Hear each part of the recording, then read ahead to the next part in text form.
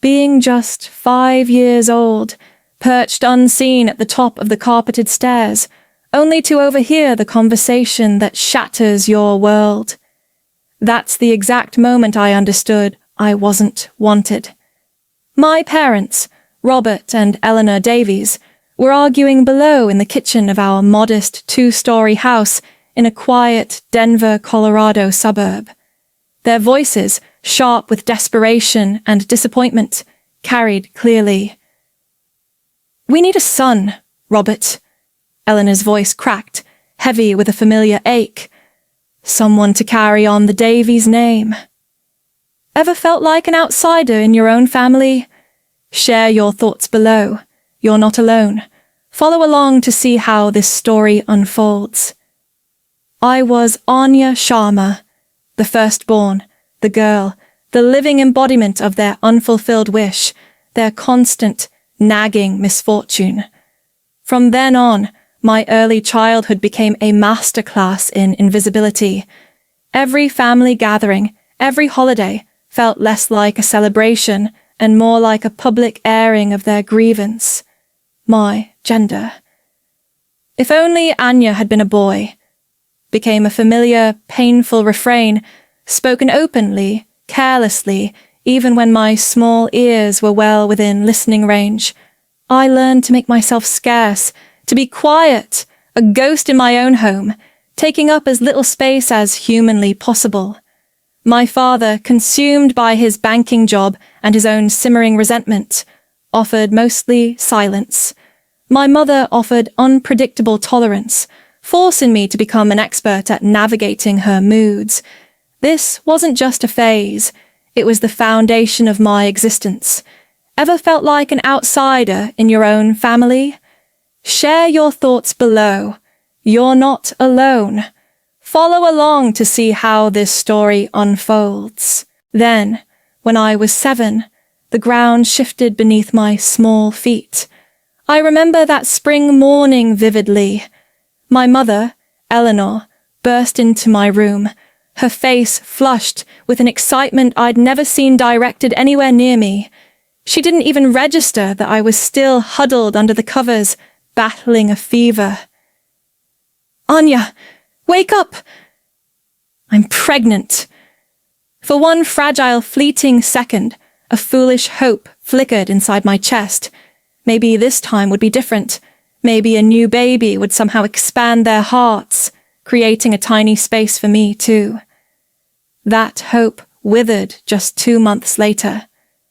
I was sitting numbly in the sterile doctor's office, flipping through a worn copy of Highlights magazine, while the ultrasound technician delivered the news. "Congratulations, Mr. and Mrs. Davies, you're having a son." My mother erupted in joyful tears. My father, Robert, hugged her tightly, both completely oblivious to my presence in the corner. "Finally," he whispered, the word cutting deeper than any shout. "A real heir." I dropped the magazine, the colourful pages scattering unnoticed on the linoleum floor, and slipped out of the room. Neither of them saw me go. The parking lot pavement felt cold beneath my thin shoes before my own silent tears started to fall. The following months became a dizzying blur of blue. Blue paint for the nursery that had once been my playroom. Stacks of tiny blue clothes, soft blue blankets. Their world revolved around the coming arrival of Daniel Davies, their precious boy. I faded further into the background, becoming even more invisible, if such a thing were possible. He was born on a cold January morning, and while they celebrated, I simply waited, unseen. One evening when I was 9, the familiar chill of my parents' hushed tones drifted through the heating vent into my room. I hadn't meant to eavesdrop, but their words were sharp, cutting. "Robert, we need to think about Daniel's future," Eleanor was saying. "His education, his opportunities." "I know," my father replied, his voice flat. "Private school isn't cheap, but he deserves the best. He's showing real potential." Then came the inevitable turn. But with our current situation, 2 children, the expenses, Anya's becoming a problem. Did you see her report card? All Bs. She's mediocre at best. We need to focus our resources on him. 2 weeks later, they sat me down, Daniel conveniently absent. Anya, my father began, his voice cold, businesslike, like he was closing a disappointing account. Your mother and I have made a decision. We think it would be better if you lived somewhere else. Pack your things. We're leaving tomorrow morning. Tears streamed down my face as I begged, pleaded, promised to be quieter, smarter. Anything. They ignored me. My mother packed my meager life into 2 suitcases while I sobbed helplessly on my bed. The next morning, utter silence filled the car. We drove for what felt like an eternity, hours blurring together as we crossed state lines, until we reached a small, unfamiliar house I'd never seen before. An elderly woman stood waiting on the porch. My father's mother, Grandma Evelyn Hayes, a stranger.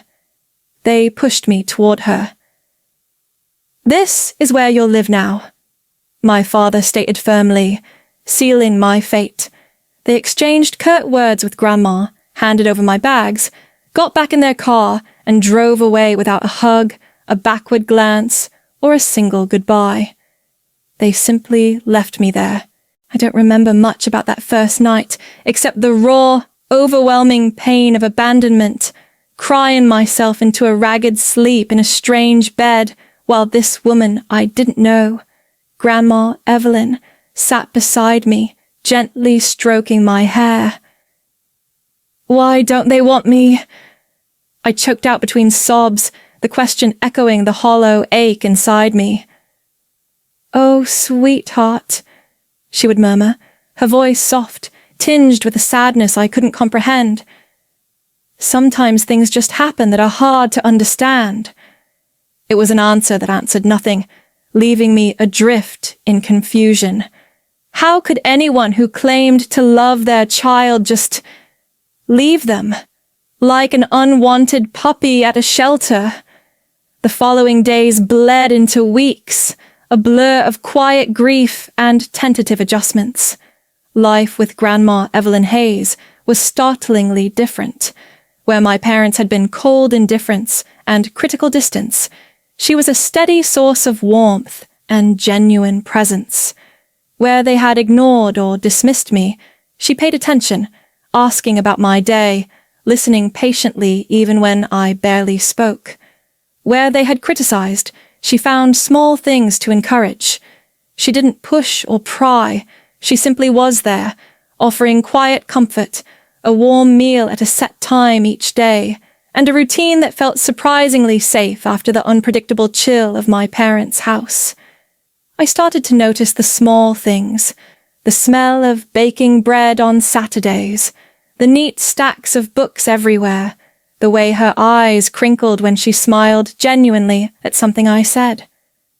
Slowly, tentatively, in the haven of her small, welcoming home, the sharp edges of my immediate pain began to soften, replaced by cautious curiosity about this unexpected turn my life had taken.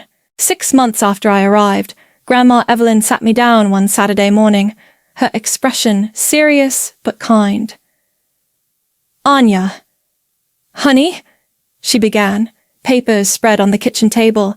I need to tell you something important. I've adopted you legally. Do you know what that means? I nodded slowly, a wave of mixed relief and fear washing over me. You're my guardian now. That's right, she confirmed gently. I'm legally responsible for you, just as if I were your mother. They've signed away their parental rights. You don't have to worry about being sent away again. That conversation was a turning point, a legal anchor in the storm I'd been weathering. Knowing I truly belonged somewhere, that I wouldn't be discarded again, allowed the real healing to begin. Under Grandma's patient care and unwavering support, I started to blossom. The anxious quietness slowly gave way to tentative confidence. My grades, once deemed mediocre, climbed steadily. B's transformed into A's, and soon I found myself near the top of my class. I discovered a voice I didn't know I had in the debate club, and made genuine friends, like Chloe Dubois, whose family welcomed me warmly, showing me glimpses of what a normal, loving family dynamic felt like during dinners at their house. Grandma Evelyn came to every school play, every awards ceremony, her face beaming with a pride that felt completely real, completely earned, washing away years of feeling inadequate. For the first time, I wasn't just surviving, I was thriving, finally finding my footing on solid ground, nurtured by love, not obligation. Senior year of high school brought the inevitable question, what's next? While my classmates, including Chloe, stressed over college applications and SAT scores, my path felt surprisingly clear. Finance had always clicked for me. Numbers possessed a straightforward logic that people often lacked, and watching Grandma Evelyn meticulously manage her modest teacher's salary with impressive skill had instilled a deep respect for financial literacy and independence. Stanford University has an excellent finance program, I told her one evening, spreading brochures across the familiar kitchen table. Their placement rate for graduates is incredible. She simply looked up from her grading and smiled that warm, encouraging smile I'd come to rely on. You've always aimed high, Anya. Apply. My GPA was strong, my extracurriculars solid, but the staggering tuition seemed an insurmountable hurdle. When the acceptance letter arrived, accompanied by a partial scholarship, it felt like a dream. Still, a significant financial gap remained.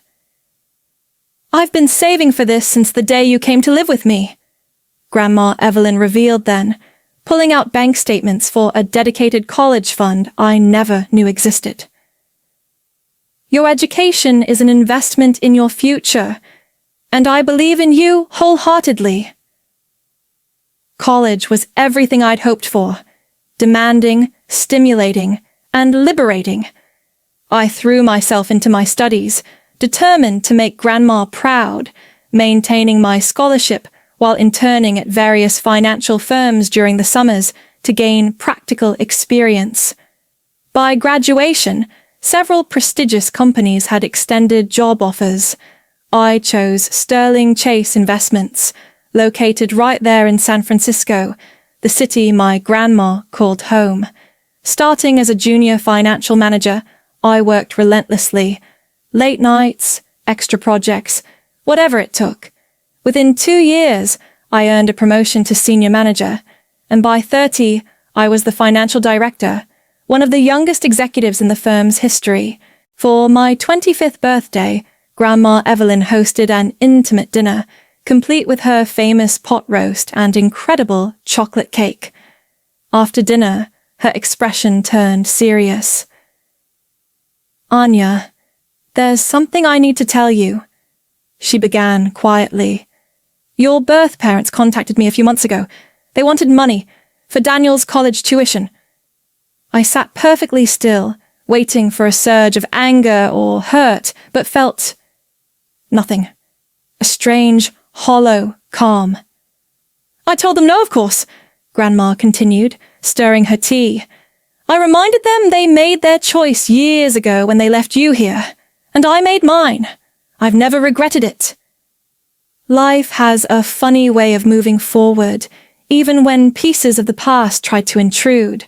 By 30, my career at Sterling Chase was flourishing. My corner office overlooked the San Francisco skyline. I rarely thought of the Davies family anymore. Then came the notification. A Facebook comment on a professional headshot I'd recently posted. Oh my God, I'm so proud! My beautiful, successful daughter! It was Eleanor Davies. My hand trembled slightly as I opened the follow-up private message. Anya, darling, it began, sickeningly sweet. You look so beautiful and successful. I always knew you had potential. We've been having some financial difficulties. Daniel's student loans are crushing us. I was hoping we could meet for coffee. The whole family misses you terribly. We're ready for a happy reunion. Love, Mom. I read it 5 times, noting the calculated praise before the plea for money, the casual use of Mom, the complete absence of apology. Without typing a single word in response, I clicked block, then preemptively blocked Robert Davies too. Better to cut off all avenues. Surely that would be the end of it. I was wrong. 3 months later, Grandma Evelyn's 75th birthday party was in full swing. Her house buzzed with the warmth of old friends and former colleagues, laughter echoing comfortably. I was catching up with my best friend, Chloe Dubois, when a knock interrupted the festivities. Grandma went to answer it, expecting another guest. Then I heard voices that made my blood run cold. "Hello, Mother," Robert Davies said. I turned slowly. There they stood, my birth parents, older, slightly greyed and thicker around the middle, but undeniably them. Between them stood a young man I didn't know, yet whose features were a haunting echo of theirs. Daniel.